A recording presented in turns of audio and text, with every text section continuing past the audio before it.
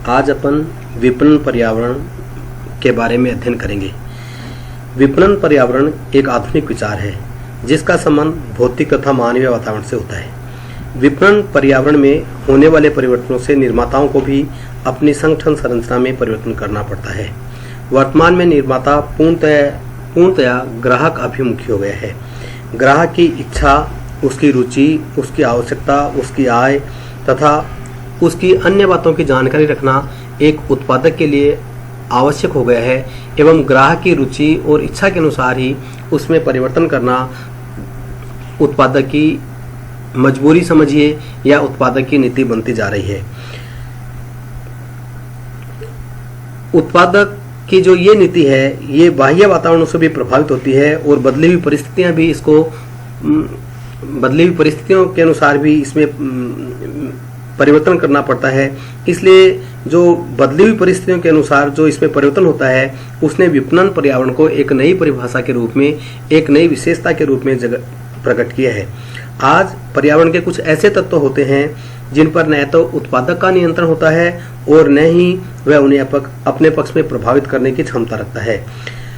उपभोक्ता अपनी आय को इस प्रकार से खर्च करना चाहता है कि वह उसके लिए अधिकतम लाभदायक हो तथा उसको भविष्य में भी इसका लाभ मिलता रहे। इस प्रकार से वह अपने इस कार्य को संपादित करना चाहता है। इस दृष्टिकोण को दृष्टिगत रखते हुए अपन सामान्य अर्थों में कह सकते हैं कि सभी फर्मों को बाहरी बलों की पहचान, विश्लेषण और निगरानी करनी बहुत आवश्यक होती है और फर्म को भी बाहरी वस्तुओं एवं सेवाओं पर उनके संभावित प्रभावों का आकलन करना होता है, जिससे बाहरी ताकतें विपणन प्रबंधक के नियंत्रण के बाहर तो होती है, फिर भी वो निर्णय लेने वाली फर्म में उनको विकसित करने में विपणन के प्रभावों को नियंत्रित कर सकता है। सामान्य रूप से जो विपणन पर्यावरण का जो अर्थ है उसको इस प्रकार से अपन कह सकते हैं कि विपणन पर्यावरण सृजन बाजार की वे परिस्थितियां होती है जिनमें उपभोक्ता स्वतंत्र होता है, प्रतियोगिता अधिक होती है तथा विभिन्न जो उपभोक्ताओं के जो रुचि में परिवर्तन हो रहे हैं वे सारे तत्वों को मिला करके जिस वातावरण का अपन निर्माण करते हैं उसे अपन विपणन पर्यावरण के नाम से जान सकते हैं। व्यवसाय की विपणन की जो गतिविधियां होती है वो कई प्रकार के तत्वों से प्रभावित होती है। उनमें कुछ तत्वों को अपन आंतरिक तत्वों के नाम से जानते हैं और कुछ तत्वों को अपन बाहरी तत्वों के नाम से भी जानते हैं। कुछ कारक जो व्यवसाय के होते हैं वो व्यवसाय के नियंत्रण में होते हैं, किंतु जो अधिकांश कारक होते हैं वो व्यवसाय के नियंत्रण में नहीं होते हैं और एक व्यवसाय को उन परिवर्तनों के अनुसार अपने आप को ढालना पड़ता है।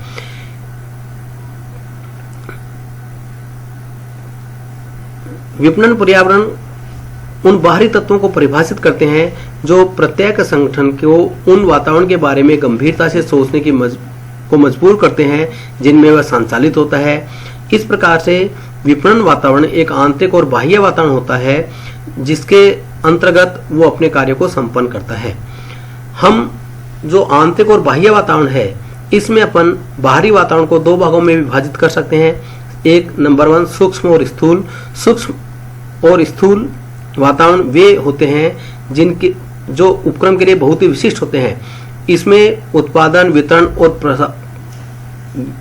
और वितरण को बढ़ावा देने में लगे हुए समस्त तत्व शामिल होते हैं। विपणन की परिभाषा के लिए अपन फिलिप कोटलर के द्वारा दी गई परिभाषा इसमें महत्वपूर्ण मानी जा सकती है। फिलिप कोटलर ने बताया कि एक कंपनी के विपणन वातावरण में विपणन के बाहर के अभिनेता और शक्तियां शामिल होती है जो लक्षित ग्राहकों के साथ सफल संबंध बनाने और बनाए रखने के लिए विपणन प्रबंध क्षमता को प्रभावित करती है। इस प्रकार से विपणन गतिविधियां एक व्यावसायिक फर्म के अंदर और बाहर कई कारकों से प्रभावित होती है। विपणन निर्णय लेने को प्रभावित करने वाले इन कारकों या ताकतों को सामूहिक रूप से विपणन वातावरण कहा जाता है। इसमें वे सभी तत्व शामिल होते हैं जिनका उद्यम के बाजार और विपणन प्रयासों पर प्रभाव पड़ता है। विपणन पर्यावरण में आंतरिक कारक के रूप में अपन कर्मचारी, ग्राहक, शेयर धारक, खुदरा विक्रेता और वितरक आदि को शामिल कर सकते हैं, जबकि बाहरी तत्वों में अपन राजनीतिक, कानूनी, सामाजिक, तकनीकी, आर्थिक आदि तत्वों को अपन में शामिल करते हैं। ये समस्त तत्व व्यवसाय को प्रभावित करते हैं और इसके अनुसार एक विपणन वातावरण का निर्माण होता है। उपरोक्त जो दोनों प्रकार के तत्व हैं इनमें से कुछ कारक ऐसे होते हैं जो नियंत्रण में होते हैं, जबकि कुछ ऐसे होते हैं जो उपक्रम के नियंत्रण से बाहर होते हैं, और एक उपक्रम को अपने को जो उसके आउट ऑफ कंट्रोल होते हैं उन तत्वों के अनुसार एक व्यापारिक संगठन को अपने आप को बदलना पड़ता है। इस प्रकार हम ये कह सकते हैं कि जो विपणन के जो पर्यावरण है, इसके मुख्य रूप से जो भाग होते हैं उसमें अपन बाजार परिवर्तन, नई तकनीक, बदली हुई वितरण वाहिकाएं, संगठित उपभोक्ता आदि तत्वों का इसमें अपन नाम ले सकते हैं। मूल रूप से अपन विपणन जो पर्यावरण है, इसका अगर अपन वर्गीकरण की बात करें तो इसको अपन 3 भागों में बांट सकते हैं। पहला, आंतरिक पर्यावरण। आंतरिक पर्यावरण में वे सभी कारक शामिल होते हैं जो संगठन के भीतर हैं और समग्र व्यावसायिक संचालन को प्रभावित करते हैं। इन कारकों में श्रम, इन्वेंट्री, कंपनी नीति, रसद बजट, पूंजीगत संपत्ति आदि शामिल होते हैं जो संगठन का एक हिस्सा होते हैं और विपणन निर्णय और ग्राहकों के साथ साथ उसके संबंधों को प्रभावित करते हैं। इन कारकों को फर्म के द्वारा, उद्योग के द्वारा या व्यापारी के द्वारा नियंत्रित किया जा सकता है। दूसरे जो कारक होते हैं उन कारकों को अपन बाहरी या सूक्ष्म पर्यावरण कारक के नाम से जान सकते हैं। माइक्रो मार्केटिंग में पर्यावरण में वे सभी कारक शामिल हैं जो व्यापार के संचालन में निकटता से जुड़े हुए होते हैं और इसके कामकाज को प्रभावित करते हैं। सूक्ष्म पर्यावरण कारकों में ग्राहक, कर्मचारी, आपूर्तिकर्ता, खुदरा विक्रेता, वितरक, शेयर धारक, प्रतिस्पर्धा, सरकार और आम जनता शामिल होती है। ये कारक कुछ हद तक नियंत्रण किए जा सकते हैं, कुछ हद तक नियंत्रित नहीं किए जा सकते हैं। तीसरे जो इसमें जो कारक होते हैं उसमें अपन मानेंगे जिसको अपन मैक्रो पर्यावरण के नाम से जान सकते हैं।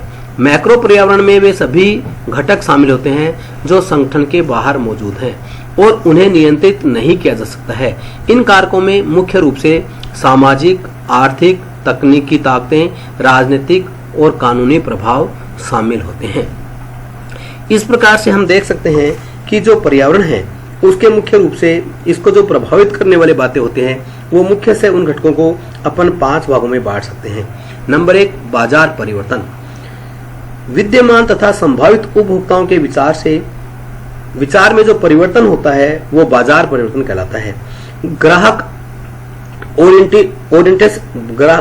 मार्केट कंज्यूमर ओरिएंटेड होने के कारण से उपभोक्ताओं की इच्छाओं व आवश्यकताओं का पता लगाया जाता है तथा उसी के अनुरूप उनको संतुष्टि देने का प्रयास किया जाता है। ऐसा तभी संभव होता है जब कोई भी विपणनकर्ता को बाजार का संपूर्ण ज्ञान हो।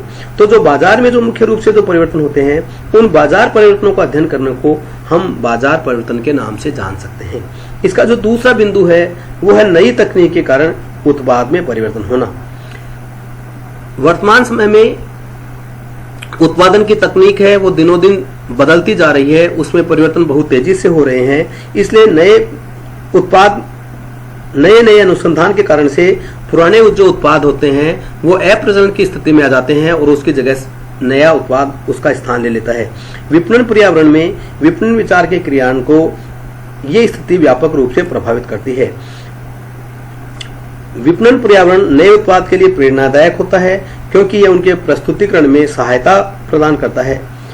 तीसरा जो इसमें अपन बिंदु ले सकते हैं वो ले सकते हैं बदलते हुई वितरण वाहिकाएं एवं भौतिक वितरण। आज के युग में वितरण वाहिकाएं बेसिकली वो कहलाती है जिनमें एक निर्माता अपने उत्पाद को अंतिम उपभोक्ता तक पहुंचाता है। आज प्रारंभ में इनके कई प्रकार के चैनल्स हो सकते थे, किंतु वर्तमान समय में होम डिलीवरी, ई डिलीवरी, इनके माध्यम से भी इनका डिस्ट्रीब्यूशन का काम होने लगा है और ये भी विपणन विचार को प्रभावित करती है। इसी प्रकार से चौथे बिंदु के रूप में अपन कह सकते हैं संप्रेषण या संदेश माध्यमों में वृद्धि होना या उनका विकास होना। आज वर्तमान युग संदेश का युग है। संचार माध्यमों की बहुत तीव्र गति से वृद्धि हो रही है। आज हर व्यक्ति के पास में सेकंड्स के में ही पूरे विश्व की खबर को प्रसारित किया जा सकता है। ऐसी स्थिति में किसी भी प्रोडक्ट को मार्केट में लाने के लिए, उसके विपणन विचार को प्रस्तुत करने के लिए जो संदेश वाहन के साधन है वो भी विपणन पर्यावरण को प्रभावित करते हैं। इसी प्रकार से जो अंतिम बिंदु है इसमें अपन वो कह सकते हैं कि संगठित उपभोक्ता। वर्तमान उपभोक्ता इतना संगठित है कि जिसके कारण किसी भी उपयुक्त वस्तु की उपयोगिता के बारे में जब तक वह पूर्णतः संतुष्ट नहीं हो जाता है तब तक वह उस वस्तु को क्रय नहीं करेगा।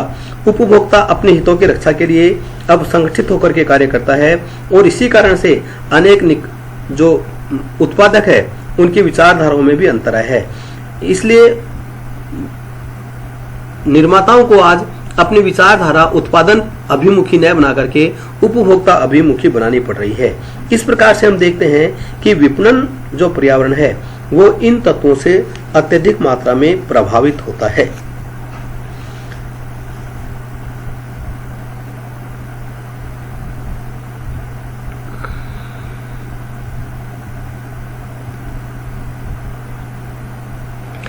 अब हम देखते हैं कि विपणन पर्यावरण विश्लेषण का लाभ क्या होता है। इसके मुख्य रूप से जो लाभ है उनको अपन बिंदु वाइज अगर अपन बात करें तो सबसे पहला बिंदु ये होता है कि यह विपणन विश्लेषण में मदद करता है। दूसरी बात, यह व्यापार के अवसरों और खतरों के प्रभावों का, व्यापार के अवसर और खतरे कि कौन कौन से अपने पास में अपॉर्चुनिटीज है, कौन कौन से रिस्क फैक्टर है, इनका प्रभावी या आकलन कर सकता है, उनका पूर्वानुमान कर सकता है। इसी प्रकार से कंपनियों को उपक्रमों को पर्यावरण के परिवर्तन के बारे में जागरूकता बढ़ाने में सुविधा होता है। विभिन्न रणनीतियां बनाने में हमको सरलता प्रदान करती है। जो प्रतिस्पर्धा है उसमें ये अपॉर्चुनिटी को क्रिएट करता है और प्रतिस्पर्धियों से अपने आप को समाप्त करने की बजाय उसमें उसका पॉजिटिव इम्पैक्ट लाने में सहायता करता है। इस प्रकार से जो पर्यावरण विश्लेषण है वो आज के युग में एक महत्वपूर्ण बात बनता जा रहा है। इस अध्याय का जो अंतिम बिंदु है कि विपणन पर्यावरण को कौन कौन से तत्व प्रभावित कर सकते हैं, ऐसी कौन कौन सी फोर्सेज होती है, ऐसे कौन कौन से एलिमेंट्स होते हैं जो मार्केटिंग एनवायरनमेंट को प्रभावित करते हैं। इसमें सबसे पहला जो बिंदु होता है इसको अपन दो भागों में बांट सकते हैं, इंटरनल फैक्टर्स और एक्सटर्नल फोर्सेज। इंटरनल फोर्सेज कौन कौन सी होती है और एक्सटर्नल फोर्सेज, दोनों ही इसको मार्केटिंग एनवायरनमेंट को प्रभावित करते हैं। इंटरनल फोर्सेज में सबसे पहला होता है नेचर ऑफ प्रोडक्ट, कि आप जो प्रोडक्ट मार्केट में ला रहे हैं उसकी नेचर क्या है, क्या वह अपने ब्रांड में, अपनी पैकिंग में, अपने उत्पाद के डिजाइन में कोई संशोधन कर सकता है या नहीं कर सकता है। अगर वह संशोधन नहीं कर सकता है तो मार्केटिंग जो एनवायरनमेंट है वो उसको इस बात के लिए प्रेरित करता है कि इसमें आपको चेंजेस करने के लिए आपको उसमें गुंजाइश छोड़नी चाहिए।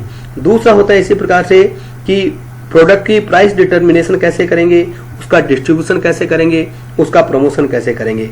इन सारी बातों का भी हमको बिजनेस एनवायरनमेंट में समायोजन के लिए स्थान रखना चाहिए। इसी प्रकार से जो resources of non marketing departments होते हैं वो कितने हैं, आपका फाइनेंस डिपार्टमेंट कितना सक्षम है, किसी फर्म का उत्पादन कितना है, कैसा है, उसके कर्मचारी कितने योग्य हैं, कितने क्षमतावान हैं, कितने मोटिवेटेड हैं, नए प्लांट या संयंत्र की आवश्यकता पड़ेगी तो फर्म खरीद सकेगी या नहीं खरीद सकेगी, ये सारी बातें भी मार्केटिंग एनवायरनमेंट को प्रभावित करती है। इसी प्रकार से जो एक्सटर्नल सोर्सेज होते हैं या जो फोर्सेज होते हैं उसमें अपन कह सकते हैं आपका कंपटीशन क्या है, बाजार में डिमांड और सप्लाई की स्थिति क्या है, लीगल फोर्सेज क्या कह रही है, सोशल फोर्सेज क्या कह रही है, डिस्ट्रीब्यूशन स्ट्रक्चर किस प्रकार का है। जैसे उदाहरण के लिए अगर विपणन पर्यावरण को सरकार की नीति है वो तुरंत प्रभावित करेगी। MRTP एक्ट है, भेदभाव को रोकने का कानून है, अनुचित प्रतिस्पर्धा के विरुद्ध कानून बनाया हुआ है तो उसको प्रभावित करेगा। ऐसे बाजार की प्रकृति क्या है कि वहां पर आपको क्वांटिटी ओरिएंटेड बाजार है या क्वालिटी ओरिएंटेड बाजार है, जो पोटेंशियल कस्टमर्स है उनके नंबर्स कितने हैं, उनकी इनकम कैसी है, उनकी परचेजिंग पावर कैसी है, उनका सोशल स्ट्रक्चर कैसा है, ये उसको प्रभावित करता है। ऐसे ही जो कंपटीशन है, आपके पास में कट थ्रोट कंपटीशन है या आप मोनोपोली की पोजीशन में है, ये सारी जो बातें होती हैं वो भी विपणन पर्यावरण को प्रभावित करती है। इस प्रकार से अपन ये देख सकते हैं कि हमारे देश में जो विपणन पर्यावरण है अभी वो बहुत ज्यादा उसका अध्ययन होना प्रारंभ नहीं हुआ है, फिर भी अब बहुत से उद्योग मार्केटिंग एनवायरनमेंट पर अपना ध्यान केंद्रित करने लग गए हैं। Thanks to all.